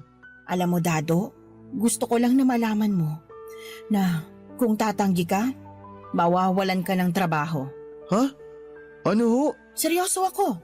Kung gusto mo pang magtrabaho sa akin, tanggapin mo ang alok ko. I'm sorry kung nagiging harsh ako sa'yo pero wala akong magagawa. Kailangan ko tong gawin dahil gusto kita. Gusto kitang mayakap kapag nalulungkot ako dito sa bahay. Alam mo naman, nag-iisa na lang ako sa buhay. Alam kong nawala na si Manong at nag-iisa na lang po kayo sa buhay pero hindi po talaga pwede. Dado, hindi ko kayang tanggihan mo ako. Ma'am, marami naman pong iba dyan. Dado, hindi porkit nawalan ako ng asawa kung sinong lalaki lang ang gusto kong makarelasyon. Iba ka. Espesyal ka sa puso ko kaya kahit parang baliw ako sa harapan mo, nagpapakababa ako dahil mahal na kita. Sabik na ako sa'yo. Pasensya na po talaga kayo pero hindi ko kayang suklian yung pagmamahal na sinasabi nyo. Nandito lang po ako para magtrabaho. Para alagaan yung negosyong iniwan ni Manong. Wala akong pakialam kung hindi mo ako mahal basta't mayakap lang kita kung kailan ko gustuhin. Ma'am, ganyan na po ba kayo kadesperada para gawin yan? Hindi ganyan yung Ma'am Nancy na kilala ko. Wala akong pake. Tuwing nakikita kita, iba talaga ang pakiramdam ko eh. Gusto kong hawakan ang bisig mo, yakapin ka, hagkan ka. Hindi ko na kayang pigilan tong nararamdaman kong pagkasabik sa'yo. Ma'am, hindi ko po talaga kaya. Huwag niyo na po akong pilitin. Pasensya na po talaga. Talaga bang ganyan katigas ang puso mo para sa akin? Siguro dahil matanda na ako. Gusto mo yung batang katulad mo? Sige, magsama kayo ng Colleen na yon. Pero wala ka nang babalikan pang trabaho. Ma'am naman, huwag niyo na akong pagbantaan ng ganyan. Alam niyo naman na hindi ako nakapagtapos ng high school eh. Hindi ganun kadali maghanap ng trabaho ngayon. Tsaka marami na po konsuki na bumibili sa akin. Isa pa, may utang pa akong binabayaran. Kaya nga gusto kong magkaroon tayo ng relasyon para makapagpatuloy ka sa pagtitinda. Kung hindi mo kaya, makakaalis ka na. Ma'am, ang hirap naman ng lagay ko. Paano po kung malaman to ng ibang tao? Paano kung mabuntis kayo? Hindi ko kayang iwan si Colleen. Siya yung dahilan kung bakit ako nandito sa Maynila. Siya yung dahilan kung bakit ako nagtatrabaho sa inyo. May plano na nga po kaming ikasal tsaka bumuo ng sarili naming pamilya eh. Dado, walang makakaalam. Tsaka, hindi naman ako mabubuntis eh. Hindi ba't wala kaming anak ni Manong? Sigurado kung hindi ako mabubuntis. Hindi natin po problemahin yan. Tingnan mo ako sa mata. Hindi ba ako maganda? Hindi ba ako kaakit-akit para sa'yo? Ma'am, ayoko po talaga. Natatakot po ako. Hindi ko po kaya. Sinabi ko na nga sa'yo na hindi ako mabubuntis. Kaya wala kang dapat ikatakot. Dado, makinig ka. Ngayong wala na si Manong, ikaw na ang bagong may-ari ng puso at katawan ko. Angkinin mo na ako. Ano bang gusto mong gawin ko? Maghubad sa harapan mo? O huhubaran kita? Ma'am, teka sandali. Huwag po kayo magubad sa harap ko. Baka may makakita sa atin eh. Dado, pwede ba? Walang makakakita. Sarado ang bahay. Yung mga butiki-sa-kisame lang ang makakakita sa atin. Dado, paligayahin mo naman ako. Ilang buwan na akong nangungulila. Walang kasama sa kama. Malamig ang bawat gabi ko. Painitin mo naman ang katawan ko. Ma'am. Halika, lapitan mo ko. Halikan mo ko. Pero ma'am.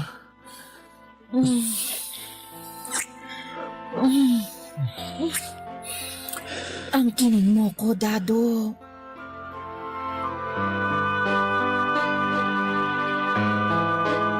Papadudot, nagkamali ako. Hindi ko akalain na darating ako sa puntong yon at sa araw-araw kong pagtitinda ng fishball, dala ko ang pangarap ko para sa amin ni Colleen. Pero habang lumilipas ang panahon ay tila unti-unti akong nalilihis sa landas na dapat kong tinatahak. Si Nancy, ang babaeng dati boss ko lang, ay naging isang tukso na hindi ko napigilan. Sa umpisa, akala ko'y simpleng trabaho lang ang dapat kong pagtuunan, pero unti-unti niya akong hinatak sa isang sitwasyon na hindi ko inakalang papasukin ko, Papadudot. Maraming beses ako nagtangkang umiwas, gusto kong ihinto ang namagitan sa amin, pero si Nancy ay may kakaibang paraan ng paghawak sa akin. Tuwing lalapit siya ay may mga pagkakataong nawawala ang kontrol ko. Sa bawat halik at haplos niya, ang pagiging tapat ko kay Colleen ay unti-unting natutunaw. Alam kong mali, Papadudot, pero bakit ganon? Parang ang hirap pigilan at sa totoo lang ay hindi mahirap na hindi ka matatakam sa taglay na alindog ni Nancy. Sa edad niya ay mukha pa rin siyang bata dahil marahil sa hindi pa siya nagkakaanak. Sexy si Nancy at papasa pa siyang girlfriend material talaga kung hindi ko lang mahal si Colleen. Pagkatapos ng lahat, tuwing uuwi ako sa aming maliit na inuupahan ni Colleen ay tila may bigat na bumubuntal sa dibdib ko. Tinitingnan ko siya, ang babaeng nagtiwala sa akin ang buong puso at nararamdaman ko ang matinding hiya at guilt. Hindi ko kayang aminin ang ginawa ko dahil alam kong masisira ang relasyon namin. Siya ang pangarap ko, ang rason kung bakit ako nagtatrabaho ng maigi, pero sinisira ang lahat ng yon dahil sa pansarili kong kahinaan. Marami ng pagkakataon ang gusto kong tapusin ang nangyayari sa amin ni Nancy, Papadudod, at sinubukan kong magsalita pero palaging pinipigilan niya ako. Binabantaan niya ako na mawawalan ako ng trabaho kung tatanggihan ko siya.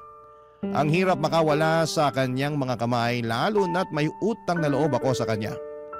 Ang kasalanan ko ay parang karayom na paulit-ulit tumutusok sa puso ko. Si Colleen ang naging dahilan ng bawat pangarap ko, pero si Nancy ang bumura ng moralidad ko. Lalo na nung isang araw na sobrang bumagsak ang mundo ko sa hatid na balita ni Nancy sa akin, Papadudot.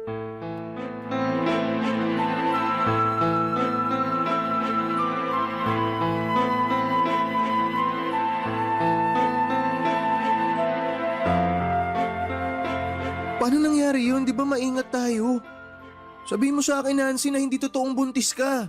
Nagawa-gawa mo lang lahat to. Buntis nga ako. Ilang buwan na ako hindi nireregla. Akala ko early menopausal lang, pero tinry kong mag-pregnancy test. Ayan ang result. Positive. Buntis ako. At ikaw ang ama. Hindi ka pwedeng mabuntis. Hindi pwede to, di ba may usapan tayo? Hindi totoo tong nangyayaring to. Hindi ka pwedeng mabuntis. Sinungaling ka. Eh anong gusto mong mangyari? Ipalaglag ko? Hindi ako papayag. Kung di mo gagawin yun, paano ako? Paano kami ni Colleen? Ganyan na lang ba talaga? Sarili mo at yung Colleen na lang parati ang iniisip mo? Pwede mo naman siyang hiwalayan na. Magkakaanak na tayo. Sa atin na tong negosyo. Hindi ka na magiging tindero lang ng fishball cart. Tumigil ka. Hindi ko siya ihiwalayan at mas lalong hindi ko gusto yan yung pinagbubuntis mo. May usapan tayo. Tsaka napasok mo pa talaga yung pagiging tindero ko dito? Wala ka na ba ibang masabi? Dado, ang gusto ko lang naman sabihin pwede na tayong magsama na hindi sikreto sa lahat. Buang ka ba? Umpisa pa lang sinabi ko na sa'yo na may girlfriend ako. Ang lagay, hihiwalayan ko si Colleen para lang dyan? Siya ang gusto kong pakasalan. Hindi ikaw, kaya hindi kita pananagutan. Nagtatalik tayo. Bumukha ka ako. At ikaw, masaya ka naman habang ginagalaw ako. Huwag mo nga akong bigyan ng rason na pangtanga. Ang sabi mo sa akin, maingat ka, hindi ka mabubuntis. Ang lumalabas, niloko mo ko. Yun naman ang akala ko. Hindi kita niloloko. Siguro, mali kami ni Manong. Siya palang may diferensya, kaya hindi kami nagkaanak. Bali, hinala mo lang pala yun? Hindi kayo nagpa-check up? Nancy, hindi mo naiintindihan, malaking problema to. Hindi naman magiging problema kung pananagutan mo ko. Naririnig mo ba yung sinasabi mo? Seryoso ka ba? Kanina pa tayo nag-uusap dito pero parang wala ka naman naiintindihan sa mga sinasabi ko. Ako ang nabuntis mo. Iwanan mo na si Colleen, panagutan mo ko at ang magiging anak mo. Nagpapatawa ka ba? Mukha ba akong nagpapatawa? Seryoso ako. Panagutan mo ako, Dado. Binuntis mo ako.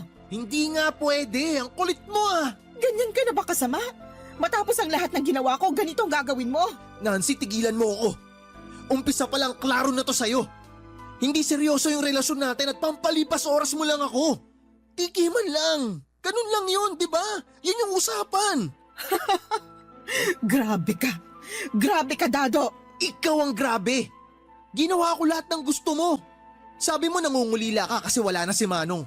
Tinago natin kung ano yung meron tayo. Nangako ka sa akin na hindi ka mabubuntis. Tapos ngayon ayan, nabuntis ka. Ngayon, gusto mo si Colleen, hiwalayan ko pa. Nancy, hindi ko na kayang gawin yung pinagagawa mong yan. Hindi ko kayang sirain yung tiwala na binigay niya sa akin. Pero sinira mo. Sinira mo nang tikman mo ako. Alam mo, sira na talaga ulo mo. Kasi buntis ako. Binuntis mo ako. At hindi pwedeng lalaki tong tiyan ko na walang aako. Ano na lang ang sasabihin ng ibang tao? Nagpapabuntis ako sa kung sinong lalaki?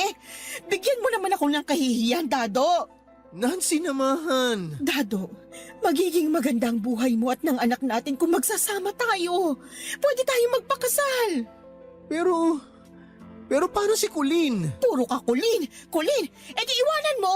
Hindi naman kasi ganun kadali yun eh. Kailangan mo na siyang iwan dahil pananagutan mo na ako. Hindi ko kaya. Hindi ko siya kayang iwan. Hindi kita kayang panagutan. Ipipilit mo pa talaga ang sarili mo sa Colleen na yon? Akong nabuntis mo. Ako ang magiging asawa mo. Sabihin mo sa kanya na nagmamahalan tayo. Na nabuntis mo ko kasi mahal mo ko. Isipin mo na lang na mas giginhawa ang buhay mo pag ako ang pinili mo. Sobrang makasarili mo, Nancy. Alam mo ba yun? Napaka makasarili mo. Mahal lang kita. At mahal ko ang magiging anak natin. Oo, mapapalaki ko siya. Pero hindi ko kayang lalaki ang anak ko na walang ama. Kailangan ka niya. Gusto ko buong pamilyang makagisna ng anak natin. Nancy. Dado, panagutan mo ko. Pakasalan mo ko. Grabe naman tong hinihingi mo sa akin. Hindi ko na alam kung anong gagawin ko. Sobrang naguguluhan na ako. Alam mo, sa totoo lang, sumasakit yung ulo ko dahil sa'yo. Basta panagutan mo ko. Panagutan mo ang anak mo, Dado.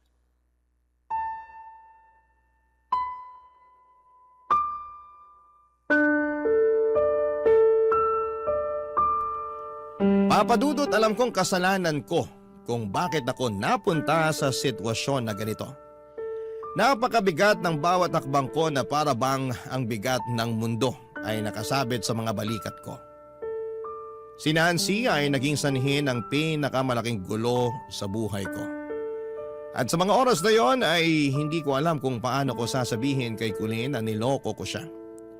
Ang hirap ng bawat gabi at hindi na ako makatulog ng maayos. Naisip ko si Colleen, ang kanyang ngiti at kung paano niya ako laging sinusuportahan sa lahat ng bagay. Siyang naging dahilan kung bakit nagsusumikap ako sa pagtitinda ng fishball. Pero paano ko magagawang tumingin sa kanyang mga mata pagkatapos ng lahat ng ito? Tiyak akong masisira siya kapag nalaman niya ang katotohanan.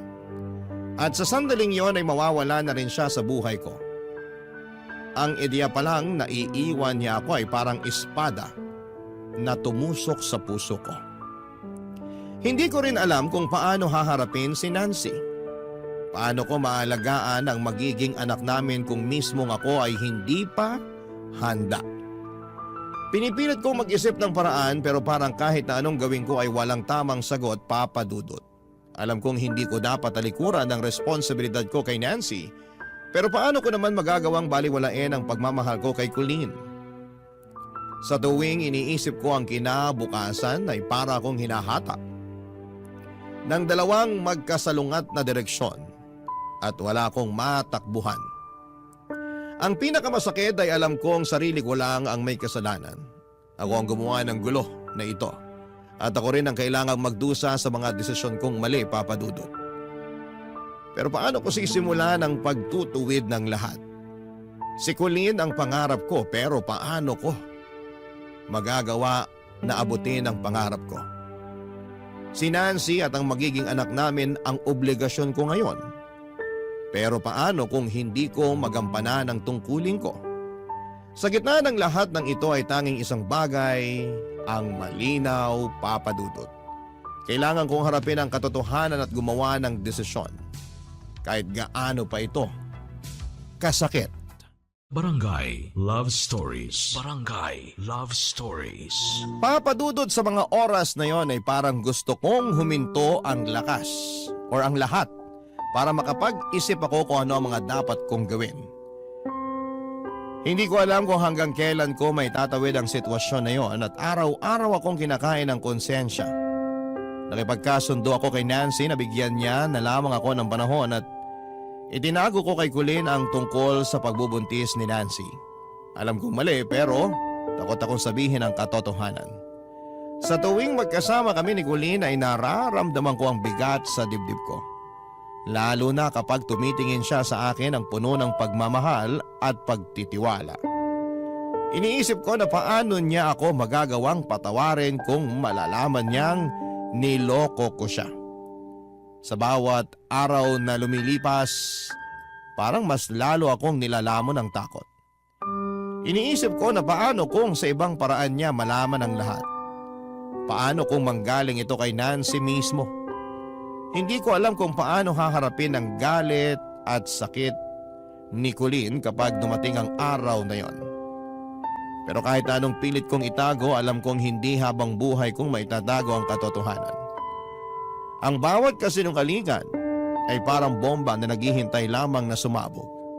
At dumating nga ang araw na yon, Papa Dudut. Isang mahabang gabi sa buhay ko, pakiramdam ko noong pumunta ako sa bahay ni Nancy ay parang may nakasunod sa akin. Ramdam ko talaga na sinusundan ako ni Colleen at alam na niya ang totoo. At makikipag-break na siya sa akin. At tamang ang hinala ko, nahuli niya kaming nag-uusap ni Nancy. At tandang-tanda ko ang mga titig ni Colleen sa akin.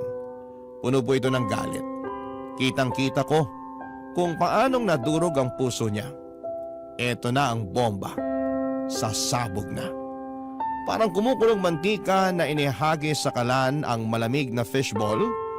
Nag-aalboroto ito na parang sumasabog na bulkan. Hindi ko maipaliwanag ang sakit na makita siyang umiiyak dahil sa akin, Papa Dudut.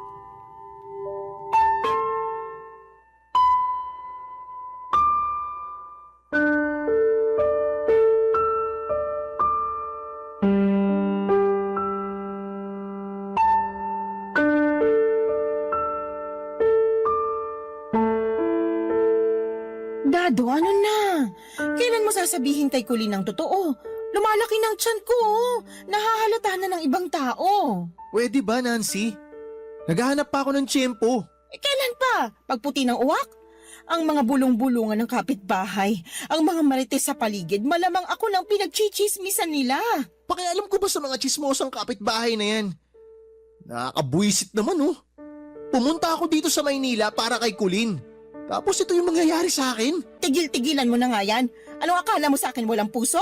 Na hindi nasasaktan na mas pinapaboran mo pa yung Colleen na yon kaysa sa akin at sa magiging anak natin? Kasi nga, mahal ko si Colleen. Yung sa atin, pinilit mo lang ako. Wala kang utang na loob! Sampalin mo pa yung kabilang pisngi ko para pantay. Oh, eto, dali, sampalin mo. Ginago mo yung buhay ko, Nancy. Ginago Bitiwan mo! mo ko, Dado. Nasasaktan na ako! Pwede ba tigilan mo na ako? Sa abot ng makakaya ko, magbibigay ako para sa bata. Pero hanggang dun lang ang gagawin ko para sa'yo. Hindi na ako magpapagamit sa'yo, Nancy. Tapos na to. Ayoko na. Ang sabihin mo, gusto mo lang takasan ang obligasyon mo dahil alam mo na kaya kong buhayin ang anak natin. Ayaw mong panagutan ang anak natin. Dado! Colleen, Tama naman palang nasagap kong balita. Tama nga ang kutob ko. Mga walang ya kayo. mahal. Colleen, magpapaliwanag ako. Ano bang paliwanag ang kailangan kong marinig? Nagawa mong pumatol sa matandang babaeng to dahil sa pera niya. Magdahan-dahan ka sa pananalita mo. Nasa pamamahay kita. Trespassing ang ginagawa mo. Huwag mong ibahin ang usapan. Hindi trespassing ang issue dito. Malas mo lang na tsempohan ko kayo dito mismo sa bahay mo. Hindi ko kasalanan na hindi mo nakandado yung pinto kasi tatanga-tanga ka. Ang totoong issue dito, kahit kulubot na yung balat sa gitna ng hita mo, pinapakamot mo pa rin sa tauhan ng fishballan nyo. Maggagamit ka! Ang kapal ng mukha mong matandang hukluban ka! Abay sumusobra ka ng babae ka! Nancy, teka! Tama ako, subukan mo! Umalis ka sa pamamahay ko! Bago ko umalis, tanggapin mo muna tong ibibigay ko sa'yo! Colleen, tama na Kaya yan! ka! Ang kapal ng mukha mo! Nancy, tama na. Huwag mo na siyang patulan. Kumalma ka na muna. Pakiusap, huwag mo sasaktan si Colleen. Ako ang sinampal niya! Ako ang sinaktan ng babaeng yan! Sumugod siya dito para sampalin at ipahiya ako! Pwede ba, Dado, umalis ka sa harapan ko? Hindi pa kami tapos ng amoy lupang babaeng to na pinaglihisan uno sa punso! Alam mo ang dapat sa'yong matanda ka? Inilalagay ka sa kumukulong mantika ng fishball. Ang saya mo, no? Habang tinutuhog ka nito ni Dado, enjoy na enjoy ka kahit alam mo na may girlfriend na siya! Mahal, makinig ka sa akin. Ikaw lang ang mahal ko, ikaw lang talaga. Tigilan mo yung kakamahal mo sa kanya dahil magkakaanak na tayo! Nancy, pwede ba? Tumahimik ka na! Aba, bakit ako tatahimik sa sarili kong bahay? Tama naman ang pinagsasabi ko ah. Ngayong alam na ng babaeng yan ang totoo tungkol sa atin at malamang nakikinig ng mga marites dyan. Ipapangalandakan ko na sa lahat na binuntis mo ko! Buntis ako at ikaw ang ama na magiging anak ko! Nancy naman, nakikiusap ako sa'yo. Tigilan mo na to. Tumigil ka na. Tigilan mo nga yung kaaarte mo dyan, Dado. Magkakaanak na kayo ng matandang yan? Eh di congratulations! Hindi ka na lang tindero ng fishball. Nag-level up ka na. Ikaw na ang may-ari. Pinalitan mo na si Manong sa pwesto niya. Ibang klase ka rin talaga. Ang dumi mo, Dado! Colleen, mahal. Wag mo na akong tatawaging mahal. Hindi pagmamahal ang tawag sa ginawa mo sa akin. Demonyo ka! Hindi totoo yan. Mahal kita. Hindi pagmamahal ang ginawa mo, Dado. Naniwala pa naman ako sa'yo na gusto mong tuparin yung kasal na pinangarap natin. Lahat ng yon ay isa palang malaking kasinungalingan lang. Colleen naman.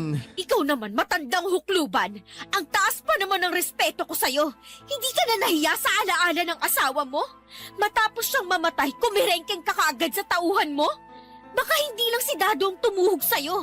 Baka lahat ng lalaking tindero nyo, pina-day off mo sa pagtusok ng fishball para kamutin niyang sobrang kakatihan mo. Wala kang karapatang sabihin yan! Kung ako sa'yo, mas atupagin mo yung batang dinadala mo. Sigaw ka ng sigaw, feeling mo naman nasa teleserye ka. Manahimik ka na. At ikaw, Dado, pulutin mo yung mga damit sa labas ng nirerentahan natin. Pagkatapos nito, ayoko nang makita yung pagmumukha mo. Naintindihan mo? Colleen. Magsama kayo! Total bagay kayong dalawa. Isang amoy matanda at isang walang ya! Colleen, taga sandali. Huwag kang umalis. Huwag mo na siyang sundan! Bakit hindi? Kailangan ko siyang pigilan. Kailangan ko makausap si Colleen. Dado naman! Sinusuka ka na ni Colleen. Ako nang magmamahal sa'yo. Mahalin mo naman ako.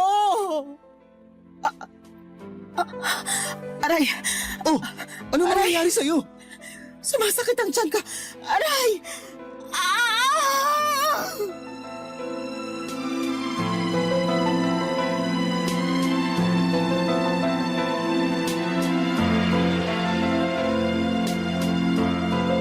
Mga padudot, kitang-kita ko kung paano nadurog ang puso ni Gulin habang nakatitig siya sa akin bago siya tuluyang umalis.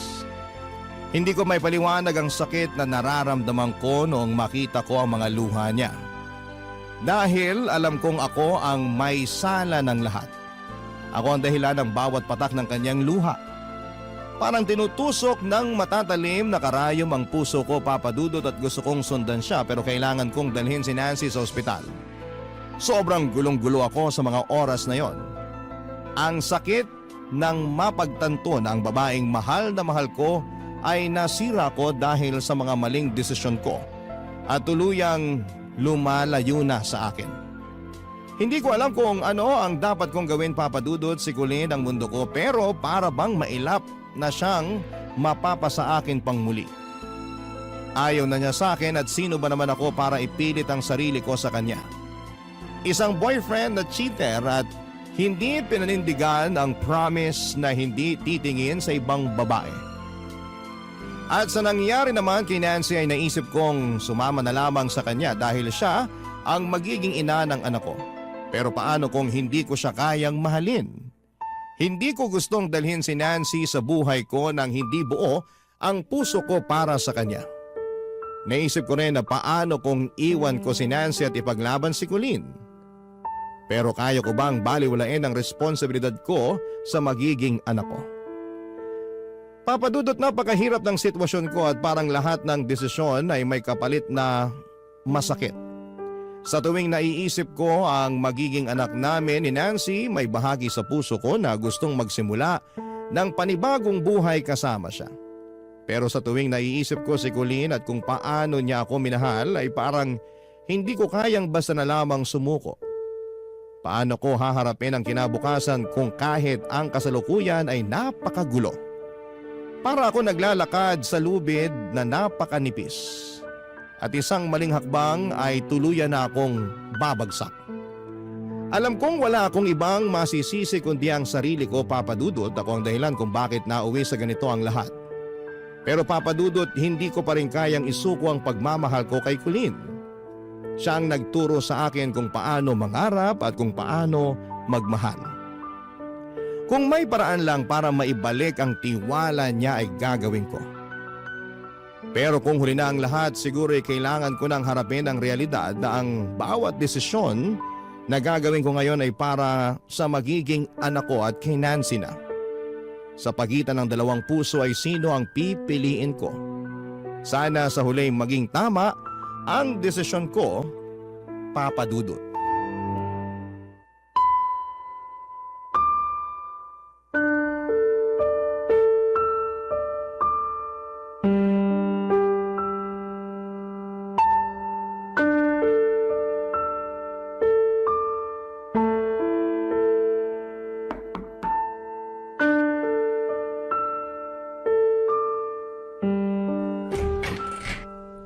Colleen, mahal.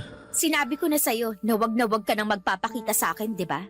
Nabigay ko na ang mga gamit mo ah. Ano pang ginagawa mo rito? Mahal, mag-usap naman tayo. Pag-usapan natin to ng maayos. Pwede bang wag mo na akong tawagin ng ganyan? Nandidiri ako. Para akong fishball na dinilaan tapos sinawsaw sa sauce tapos didilaan na naman. Ganon karumi ang pakiramdam ko.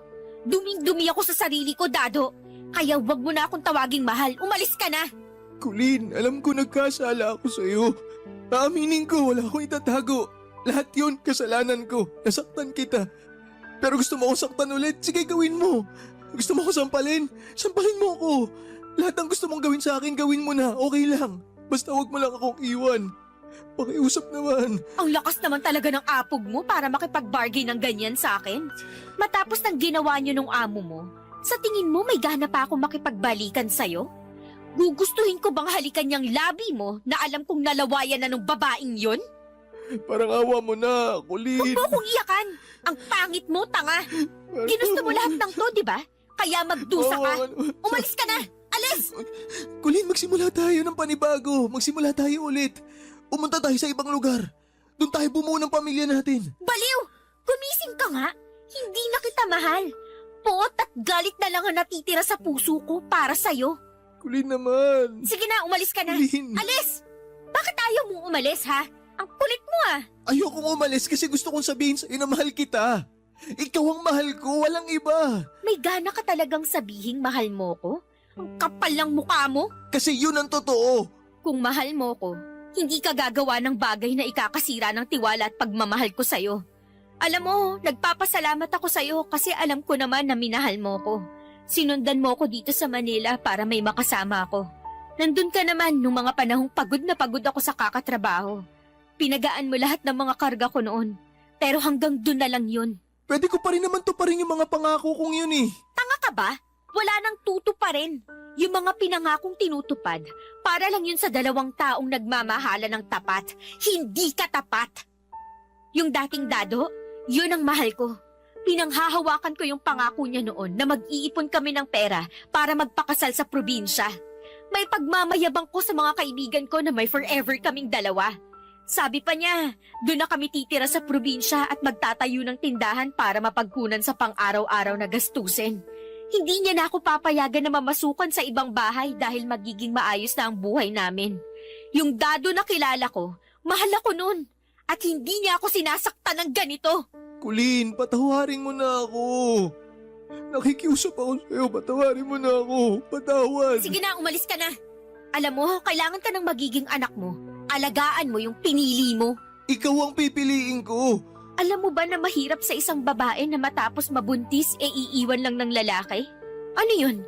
Ginawa mo lang siyang parausan? Iniwan ng nanay ko ng lalaking nakabuntis sa kanya at ako ang naging bunga nun. Lumaki ako na hindi nakikilala ang tunay kong tatay. Walang araw na hindi ko inisip na paano kaya ang naging buhay ko kung kasama ko ang tatay ko. Parang awa mo na, patawarin mo na ako, Colleen. Huwag mong iwan si Nancy. Pangatawanan mo yung ginawa mo. Magpakalalaki ka. Kailangan ka ng anak mo. Kailangan niya ng amang magpapalaki sa kanya. Saka hindi tayo kasal. Kaya malaya kang gawin ang gusto mo. Malaya kayong magsama ni Nancy. Malaya kayong bumuo ng pamilya. Masayang pamilya. Pero paano ka pag wala na ako? Kaya ko sarili ko. Kakayanin ko. Siguro hindi nga tayo para sa isa't isa. Kaya ikaw, dun ka na kay Nancy. Dun ka sa anak mo. At ipangako mo sa akin na magiging mabuting ama ka sa anak mo. Colleen naman. Ipangako mo. Oo na, sige. Ipinapangako ko. Magiging mabuting ama ako sa anak ko. Sige na, umalis ka na. Kailangan ko na rin magpahinga. Maaga pa ang pasok ko bukas.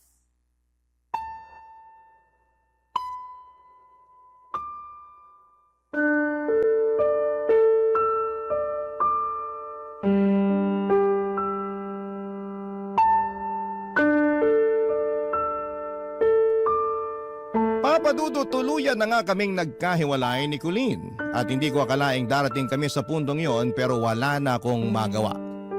Ngayon si Nancy na ang kasama ko pero kahit na anong pilit kong magpakatatag, hindi ko may pagkakailang may kirot pa rin sa puso ko tuwing naiisip ko si Colleen.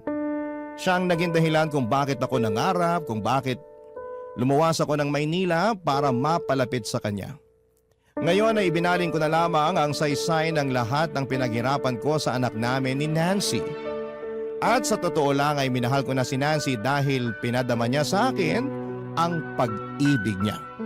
Nagpatuloy naman ako sa pagtitinda ng fishball at ibang pagkaing kalye kahit sabi ni Nancy na huwag ko nang gawin at pamahalaan na lamang ang negosyo namin tulad ng iniwan ni Manong.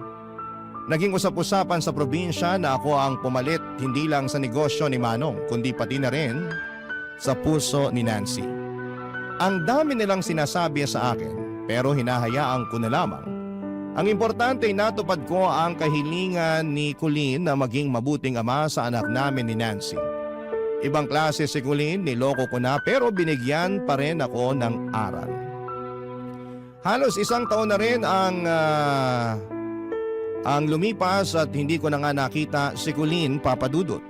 May nakapagsabi sa akin na namasukan na raw siya bilang domestic helper sa Middle East.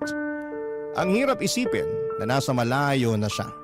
Iniisip ko kung kumusta na siya, kung masaya ba siya, sana'y nasa mabuti siyang kalagayan. Hiling ko lang na sana'y makahanap siya ng lalaking magmamahal sa kanya ng totoo. Yung hindi siya sasaktan at hindi siya lolokohin. Hindi siya bibiguin, hindi tulad ng nagawa ko. Pero kahit na anong pilit ay hindi ko magawang kalimutan si Colleen. Pero hindi ibig sabihin ay hindi ko mahal ang pamilya ko. Mahal ko ang anak ko at si Nancy. Ngayon sa bawat araw na nilalako ko ang fishball ay pinipilit kong itusok din ang sakit ng nakaraan. Ang bawat kanto, ang bawat mukha ng mga suki parang paalala ng mga pangarap ko dati. Napatawad ko na ang sarili ko, sa mga pagkakamali ay may natutunan naman ako. Ang inyong forever kapuso at kabarangay, Dado.